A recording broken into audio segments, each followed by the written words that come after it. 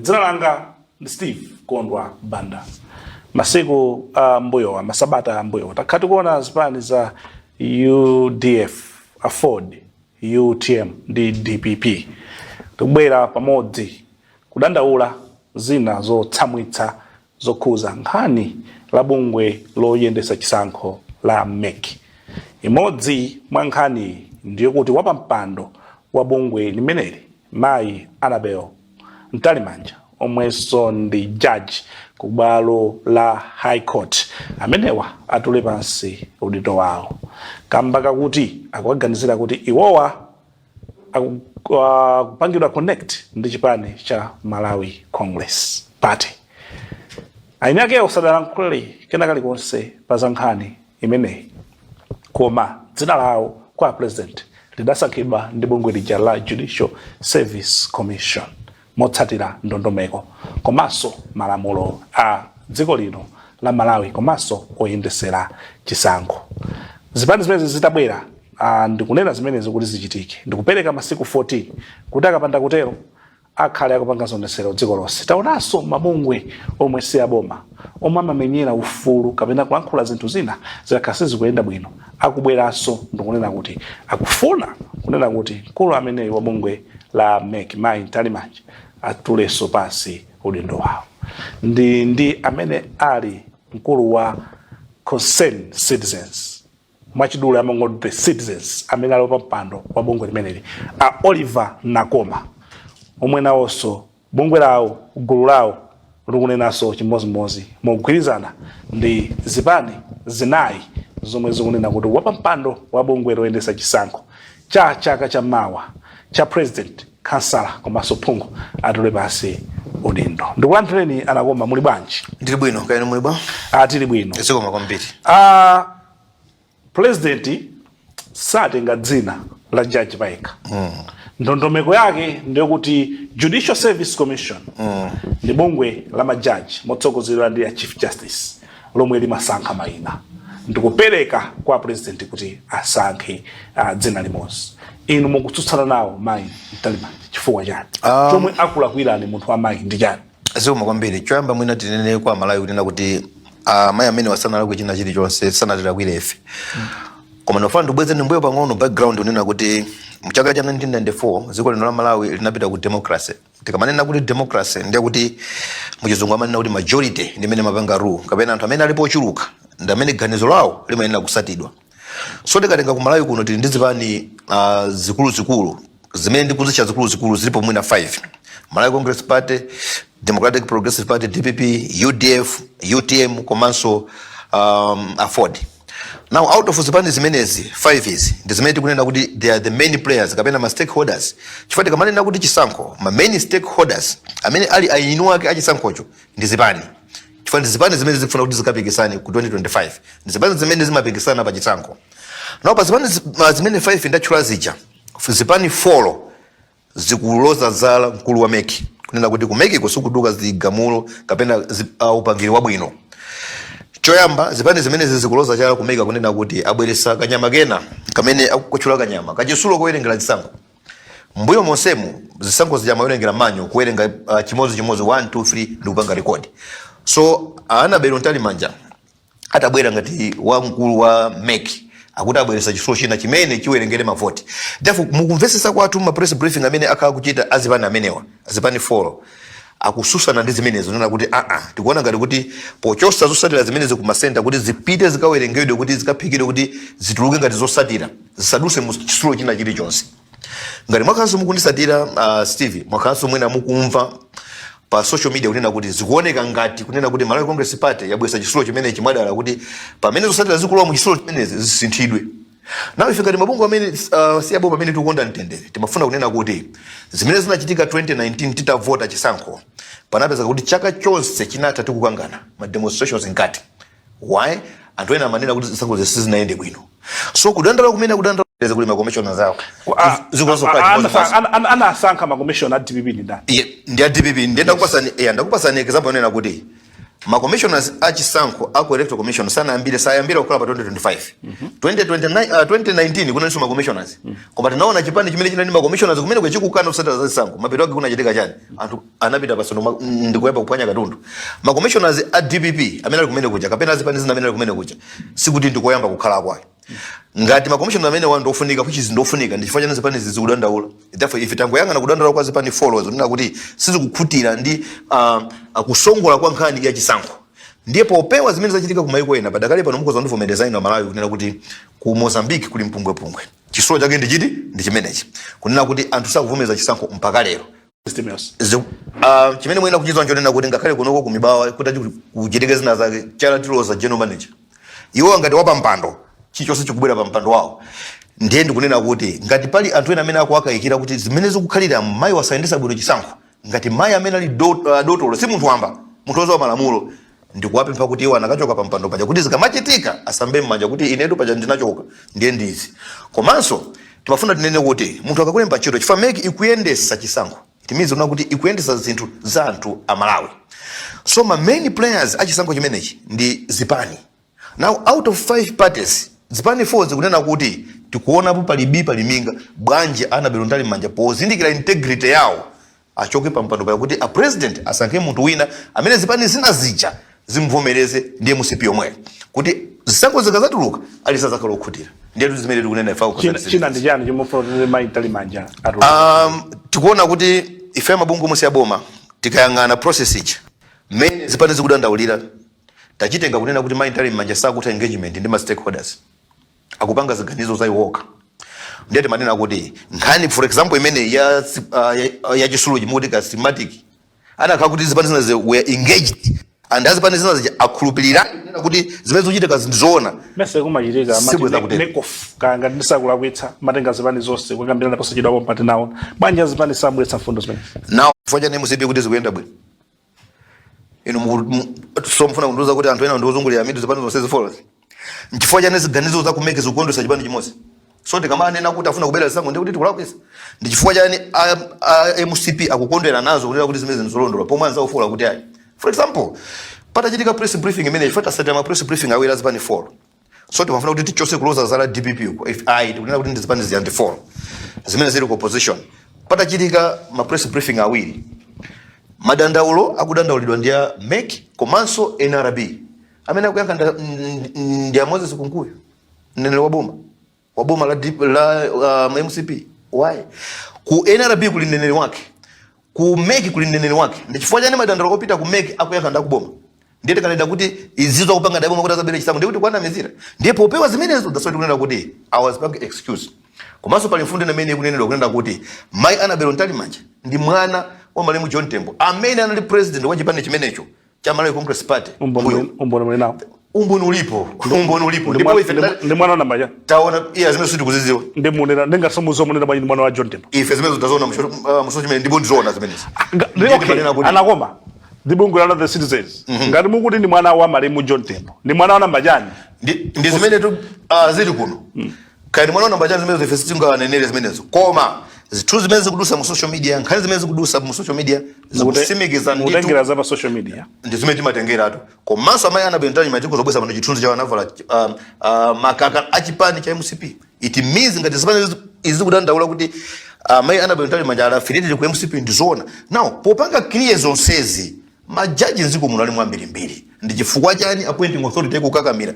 tikunena kuti tikunenazi ndikunena kuti tikufuna kusolve nkhani isanafike pa mponda chimera popeza kuti zipani zisankho zikachitika zikazaulusidwa tisazaona anthu akuphwanya katundu wanthu tifuna tikonze pano tikupempha president straight kunena kuti awa munawasankha ku judiciary kuli anthu ambirimbiri takonza ni vuto ili kunena kuti anthu onse azavomereze oluza azavomereze owina azavomereze therefore kuti zimene zachitika bwinobwino tikonze apa chifukwa mapepe amveka ambirimbiri kandi zona kasi zona kwa allegations akumveka kuti tisolve amayi anabelo ntali manja munthu ozindikira bwino judge asipange excuse abwere pambali anene kuti asankhidwe munthu wina ayendese chisankho kuti oluza azaluze bwino owina nkuwina bwino tizipirira chisoko mudakhalapo ndi nthawi yolembera bungwe la MEC kapena mayi ntali manja kuti mukambirana nawo nkhani ngati amabungwe tawalembera straight ndipo kalata imeneyi inapita ku MEC andi ndikukhulupirira kuti asangwani mwafuliro amene ali nene wameki kalata amene inawapeza tinawalembera direct amayi Annabel Ntalimanja komanso tinayika makopes kuzipani zonse. Munalembera kuti mukumane nawo kapena atule pasudi? Timawapempha kuti atule pasudi ndo. Simudalembere zoti mukumane nawo bwanji ngati anabungwe. Ifeyo ngati wati atifune ndi kuti atiyitana koma ife tungopita straight kunkhani mese ndino amene mayimira Malawi. Yes, ndiye Malawi mulibe mbali yokuti chipani cholamula, mulibe mbali yokuti ndinotsutsa mumatero. Yes. Inuyo mmakhala pakatikati pomwe Malawi akufuna. Yes. Nde bwanji musadalembe kuti atule pasudi ndo bwanji inuyo ngati mabungwe omwe si aboma mumaleka kunena kuti tikufuna tuonane nanu tukuzeni pamaso mumveso mbali yawo. Fajani mukalembera kalata kuti atule pasi udindo musanamve mbali yawo. Si mob justice ankayenera maitena side. Si mob justice. Ifeyo matanganira kumene tikuchokera mukada amene sitamufikira kuna kuti sende zimwe zoti tulani zonse udindo italemba zambiri mbiri. Talemba kuti kuli madandalo awa mpaka apa. Therefore poona zimene talemba kumwambazi tikupe mpande kuti mutule pasudi udindo chifukwa kusogoloko komanso amene Annabel Ntalimanja kaka kuti akumvesesa bwinobwino akoza kugwirizana nafe chifukwa tikufuna kuti mbiri yawo yabwino ipitilire because atagamba kuwaluza chala after chisankho zakanga zija zama general sazija sizikhala bwino poteteza azimayi kuti asasapangidwe harasi. That's why tukawimpa kuti nakuti ini mukawerenga izi kumapeto kuti mafuna kuti posunga integrity yanu ngati mayi amene wakala kuzoka kunati amazo malamulo amasada malamulo tulandipasa udindo kwina endesezi kuti inu after pa 16 September 2025 after zisankho muoneke mmene mayenera kuonekera zimene tikuwapempha.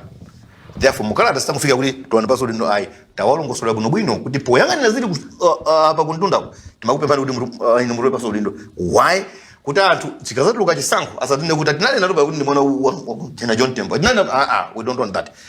Pamene tikupita kwambiri ndikonena kuti tifuna mpaka pano tikufuna kuteteza katundu. Mu 2019 kulilongwe kuno ganta ya kunzuzu kuti kunosudwa katundu ambiri anthu analuza anthu amene sana pasudwa compensation. Why? Chifukwa cha chisankho. So we are saying chisankho cha 2025 taphunzira 2019 tidumpeze nje tili patali tikoze pano kuti chisankho chikazatuluka ali sasa chivomereze dziko lisaende bwino. Atakuita nani kuti mukambirane nawo aforokoze mbali yawo mungapite? Sindikubira kuti tikoza kupita chifukwa kuti tikakambirana chani. Ndingani onena kuti ifeta kwa atakuita nani kuti mupite malemba mukudikira yangu tikanena chimozimozi mukudikira mungapite tikapita ndipo tikanena chimozimozi kuti tinakulembera ndikalata and iwo tikawafusa kapena tikawaonesa kapena tikawalongosola zimene zili kunja I think amazimva iwo alinso pa social media. Therefore tikawuza kuti because of izi if tikufuna kunena kuti mutatula pasa udindo pazifukwa izi zimene tikuona kuti kusogoloko siziyenda bwino atatitana tipita ndikalata omwe tikawuza kuti kalata yake ndi imenenso inu munayiwerenga. Tili ndi Oliver Nakoma pampando wa bungwe la The Citizens omwe ndi lomenyera ufulu wa anthu omwe tikukambirana nkhani zosiyanasiyana. Titapita ku break kenako tibweranso. Nzika Oliver Nakoma taonanso mutalemba chikalata chomwe mukutsutsana ndi ganizo la unduna wa za maboma ang'ono okuti uyambe kumanga chiliza cha 2.7 billion cha malemu Gwanda Chakwamba manali katswiri wa ndale mdziko muno anakhala nduna ya boma mu nthawi ya malemu Kamuzibanda anakhalaponso nduna mu nthawi ya malemu Bingu wa Mutharika cham'ma 2004 komanso anakhala president wa chipani cha Malawi Congress. Chomwe mukukanira kuti mzimu wa malemu Gwanda Chakwamba ugone bwino uwuse mumtendere anthu aziona kuti mbuya adagonapo mchifukwa chani? Zikomo kwambiri mafana ndikukonzeni pang'ono ife sitikukana ngati muona kalata managers ife sitikukana ndipo choyamba ndimafuna tithokoze boma kunena kuti kodi kukana nkutsutsana kumasiyana bwanji? Ndizosiyana kwambiri. Ife tikutsutsana chifukwa cha nthawi timing sitikukana ndipo timafuna tinene boma kunena kuti ndiponso achedwa kumanga chiliza chimene chakapena musole ya manager panalinso anthu ena for example achakufa chikana tinena kuti so tiwalemekeze pano koma tikunena kuti inu mmene mukuonera dzikoli la Malawi ponena chisogolo ponena mwachindunji nthawi imene boma lapangira chiganizo chimenechi ndio lakwika. Ngona kalata imene jatayipanga address straight kwa Richard Chimwendo Banda amene ali minister of local government ndipo ndikuzokuonesani ma message andiyankha kunena kuti kalata alandira komanso tatumiza kadi amene direct kwa Moses Kunkuyu amene ali onenera boma ili la Malawi Congress Party boma la Malawi ndipo anena kunena kuti kala alandira mukalata yathu takambapo mfundo zitatu kapena ziwiri tawauza aboma kunena kuti chiliza chimene cha 2.7 billion ndichofunika kunsanje kwa gwanda chakwamba koma nthawi yake isakhale ino tanenapo zinthu zingapo zimene tanenera zimenezi kwayamba nziko muno muli njala yopsa inu mundikhulupirani kunena kuti ana akhala kumwalira chifukwa ajiya zikhawo zokomba kumunda it means kunena kuti pali njala ndithu yopsa padakali pano ndikunena pano magalimoto akulu a diesel yalamise muno ma filling station izi ndi zimene zatipangisa kunena kuti tili ndi mavuto amene ngati sitikuwasolva pano asokoneza zinthu than kumanga mausoleum ya gwanda chakwamba chifukwa kusamanga mausoleum imeneyo lero sikusoneza moyo wa munthu ina aliyense koma kusagula chimanga lero kusagula mafuta lero ndi zinazi zisokoneza kwambiri miyo yanthu therefore tikuwapempha boma kunena kuti bwanji apange chef ganizo limeneli lifike 2025 April May pamene amalawi azakhala kuti akolola zakudya zoza kumunda pamene akudya bwinobwino chifukwa ndikupasa example kunena kuti nkhani imeneyo panopa siyofunika bwanji inu kuti mupite pamuzi mukapezana kulira ndi njalapo ndiye pakhala anthu awiri wina akupemphani kuti ife tifuna mutipasi ndalama kuti tikagule chakudya mutithandize wina akuze nikuti ayi ine ndi yankulonga amene amwelera chaka chata ndifuna ndimange chiliza inu mukunena zona a Steve mutenga ndalama kumpasa amene afuna kumanga chiliza yankho ndi ayi chifukwa chani izi sizofunika nawo tikunena kuti ndalama zimene tinakaenda kuti timangire mausoleum ya gwanda chakwamba it's not a priority sizofunika panopa kuti timange ndiye timapempha kuboma popeza nena kuti it is the listening government ndipo limene limapempesera kuti njikopera una kuti Richard Chimwene Banda omwe tawalembera kalata ndipo atiyankha kuna kuti alandira kalata akhala pansi kuona wisdom mwa effect for tikwathandiza kuti ayendetse bwino boma chifukwa even kusanje komweko kula anthu akufa ndi njala even kumachinga kakuti kwina kulikonse in short zikulosera Malawi kulibe chakudya padakali pano kulibe kwadi magemene kusa chakudya it means kuti chimanga chonse ali makalibe therefore sizanzeru tikutentauza chonje kuna kuti sizanzeru padakali pano kutenga ndrama lukamanga mausoleum ya agwanda chakwamba pomwe anthu akufa Mesa Gojima. Bwana simene zomundiro we sekondari ndesi zika chimanga chikugawidwa chabwino koma tikuna kuti mizo muli njala mizo muli njala yaikulu andi ati mungokomeza zoti muli njala ayi ngati tikukomeza iniyo paja mukunena kuti ndinu Diso la Nzinda ndatenga ne kamera yanu mungolowera boma lila lose mukafusa anthu kuti kodi kuno kuli bwanji chifukwa ndikupirana kuti mibawa imakamba zona zokazoka mutanyamuka pano kuti mukangolo even kuno ku Blantyre yakuno musite muno anthu agona ndi njala izi ndi zoona sindale. Therefore, even if you go nyamuka mukuzungulira mafiri sojo, even imene ipa mibawa pano kulibe mafuta this now 30 day. It means kuti mafuta sitikuta kuoda. Pangani imene tanena kunena kuti please bwanji usayendesa mafuta. Timafuna kuti wauza anthu kunena kuti tinawauza Moses Kunkuyu kunena kuti pa press briefing yanu munanena kuti muli ndi ngongole ku mafuta. Koma munatenga mafuta munagulisa kuno ku Malawi kuno simunapereke kwa anthu. Kuti ndama zapita kuti Moses Kunkuyu anandiuza kunena kuti sikuti vetilibe ma dollars. Not sikuti vetilibe ndrama. Tili ndi makwacha koma tilibe ma dollars. Therefore mafuta timaitanisa ma dollars. Makwacha tili nawo amene tinagulisa mafuta koma ma suppliers amafuna ma dollars. Nawo ndi mazifuza mafuso. It means kunena kuti anthu analepera kupanga plan. Amaziwa kuti kusogolo kuno ma dollars ati ndiye kuti ata sakhalapo. Chifukwa chana anapita ku United Nations General Assembly. That's why tikunena kuti planning ikuvuta. If we have leaders amene tikulepera kupanga plan ziko tiyendesa bwanji. Anthu ajana kazi wakunena kuti mafuta timagula ma dollars. Therefore ku UN kuunga kusapite anthu ambiri chifukwa onunga ma dollars. Koma nanya mukopita kuunga pobwera kumena kunena kuti sitingagule mafuta chifukwa tibe ma dollars.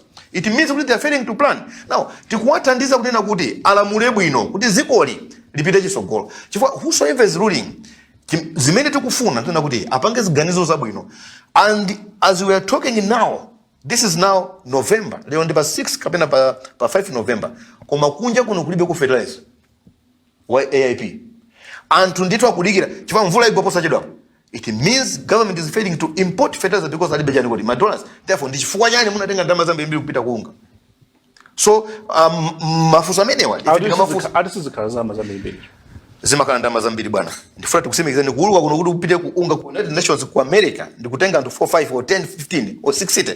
Mmaononga ndama zambiri. Icho ndi evidence una kuti atabwera kumene kuja chimene chachitika ndi chani mafuta kulibe kwafusa kuti ndi uje ndama mulibe akuti ndama zibe makwacha kwa ma dollars libe. So you can connect kuti ulendo umene uyaona panga siphon a lot of dollars. Therefore tumanena kuti pamene musanapange chinthu china chili chositaganiza na amalawi amene anakuvoterani padakali pano kuno ku southern region mvula igwa anytime koma kulibe ndi adi magemozi yomwe imene asibwa kuti anthu agule chani fertilizer zoseka ntengo. ndiye kuti tikuzala njala ya 2025 kodi likhala dziko lotani. Therefore we would like to ask the government led by the president of the Republic of Malawi kunena kuti tamaikani maproject zanu abwinobwino musamapange upside down mukulamulira anthu 20 million plus mitu yanu izigwira ntchito because popanda zimenezo dziko likhala pamoto. Therefore tikanena zimeza tomaina kuti ayi mukudana ndi boma sitikudana ndi boma koma tikwauza boma kuti akamamvera zimene tikuyankhula panozo alamulira bwino akalamulira bwino anthu akonda chifukwa nziko muno chimene tingofuna ndi good governance good leadership. Situfuna kuti kapena alamulira no aliyense akuza kubwera mkuza kulamulira koma bora muzipanga ziganizo zimene Amalawi akukondwa nazo chifukwa sichiganizo chabwino kutenga ndalama kuyendera ulendo ukuzowa kuti January eno anakupita kusukulu kukoma kwanga kuno ukutenga ndalama kutia mafuta kupita kunyanja January kufika akhala pakopo ndio bambo wanzeru.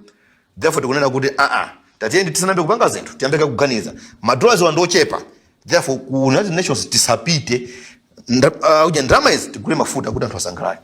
Fertilizer akufunika. Therefore tisanapite kuunga kuti atiyeni tingochepesa anakakusa kutumiza maybe anthu awiri ma delegation kamene kumene kukuli ambassadors athu apite kumene kuti semve kuti tigule zinthu zofunika simple and straightforward. Kodi anthu akamamona Oliver Nakoma ena amati ayi uyu mkadeti ndo DPP yemweyo akunamizira kuti ndi amatimenyera ufulu wa anthu cholinga kungofuna kugwetsa bomale abakuwa yonse anthu ena. Oliver Nakoma ndi ndani kweni ndili ndi mafesi zambiri ndi mkadeti ndili mafesi zambiri mbiri. First yoyamba mwina anthu chimene samazonjo nena kuti activism ndinayambira ndili ku college nziko muno muli bungwe limene timalicha Agricultural Technicians Union of Malawi imene yandina ambesa ndili ku Natural Resources College. So tikanena kuti ndimayankhula chifukwa kuti ndifuna kugwesa boma sizoona chifukwa ndinakaka kuti nthawi imene ndingakhala ku college ndimafuna kugwesa boma lake liti. Therefore kuyankhula nziko lina lilonse muli anthu amene amayankhula ineyo ndine munthu mmodzi mwa amenewo. Komanso muziwe kunena kuti munthu wina aliyense amasatira chipani chifukwa kuti kuvote timakavotera zipani zosiyana-siyana. In fact ine ndinavotera DPP koma tikapita ku activism zimene tikuyankhula panozo wina akaziyang'ana ndi maso abwinobwino muona kuti tikuyankhula zinthu zabwinobwino sati zachipani. Ayi tikanena kuti ziko mulibe mafuta ndi zachipani zimenezi si zachipani. Tikanena kuti anthu akufanira ndi zachipani zimenezi si zachipani. Kodi bwanje sinabwere pano kususa kunena kuti boma lamali kumusipatira kumanga misewu ku Lilongwe zimene nzoyipa sizoyipa ndi zabwinobwino. Even ifeyo amene timayankhula tikunena kuti zimene ndi zabwino chifukwa kupanga transform city. Kodi bwanje sinayankhule akukonza njanje that's why njanje ngakale ife yanda tinamiza kuti muli mafuta muli molasses koma bwanje zimene sinayankhule pamene akumanga nsewu wabwino pamene for example first leader nakasegula sukulu yabwino kwambiri ku Nzimba bwanje sinayankhule zimene kuti nzoyipa. It means pamene ife tabwerapo kutena kuti apapa paliminga azimvesera anthu chifukwa tikungwataniza kulamula bwino. Therefore mukafuza kuti Oliver ndani ndi mafesi zambiri one amwana activist imene ndinayambira kalekale ku sukulu mwina anthu amene akumvera mwina television nani yako zondivomereza. Second pang'ono 2019 ndinayimirapo